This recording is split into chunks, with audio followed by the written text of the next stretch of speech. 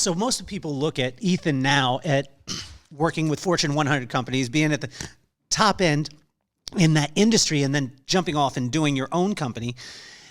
What was the first job that you had in your life that has helped you to be able to utilize some of those principles in what you're doing now? Working as a busboy in my dad's restaurant, and, I you know, talking through what it meant to provide hospitality in the restaurant at such an early age. I started bussing tables at 9 years old, and I wasn't being paid. It was just, you know, we'd get a call on a Sunday afternoon, getting ready to sit down to a family dinner, and it'd be like, we don't have a waitress and we lost a bus person for the night. So we just get up from the table, go into the restaurant and just start working. Um, and and really that talking about that sense of hospitality that goes hand in hand with running a restaurant um, was really my first job experience.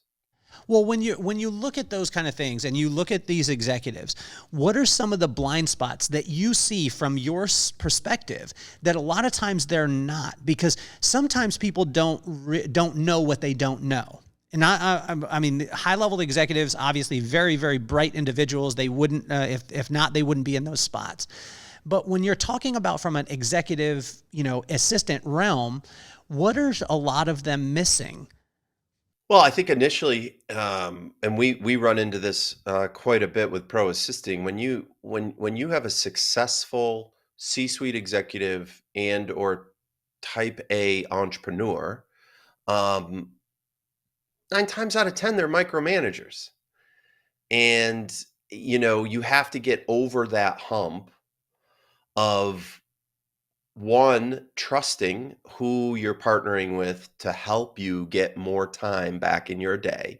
That's the name of the game.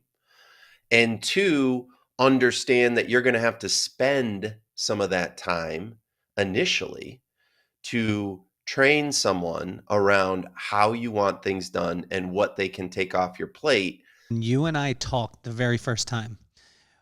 There was a couple things that stood out. One of the things was that you don't do contracts, that you go month to month. And it was incredible because as my brother said yesterday on the phone, he said that takes some brass balls, right? It takes some supreme confidence in what it is that you're doing because you have to perform every month. Why did you choose that way? Again, it goes back to our experience of being career executive assistants and knowing that both the executive assistant and the boss or the client or the principal do not want to go through onboarding. And once you both commit to that onboarding and get through that process and get to the other side of the know, like, hopefully love and trust, that client is willing to put up with some mistakes. And that assistant is willing to put up with some, gruff behavior or whatnot, because deep down they know they're both good people and they know they're both adding value, and it becomes that codependent relationship. And I don't want to sit here and lock anybody into a long-term agreement, even though it hurts the value of our business in the eyes of a potential acquirer, because I want that transfer of value to be felt every single month. So if you were to distill down, or you have children, you said how many children you have? You said the one is 12. So you have two boys. You find out that you got 15 minutes left and Ethan is moving on. Your boys walk into the room, your wife is there. What's the three or five things that you say to them? And once you say them, you're done. Oh man. Your word is your bond. Um, have patience. One thing we constantly tell our sons is you have to the trick in life is to fully meet all of your responsibilities while having as much fun as possible. And, I would definitely reinforce that one. Um, Take care of your mother. Um, I'm getting choked up. Um, yeah, and I love you. Who wouldn't be someone that would consume the product or service? Um, I like to say if you're a solopreneur or a very small company, we really wanna see revenue north of $600,000 a year to justify our minimum $3,000 per month retainer on an executive assistant. That is one-third the resources of an assistant dedicated to you Monday through Friday, 9 to 5, after hours and on weekends in atypical situations or if you're traveling.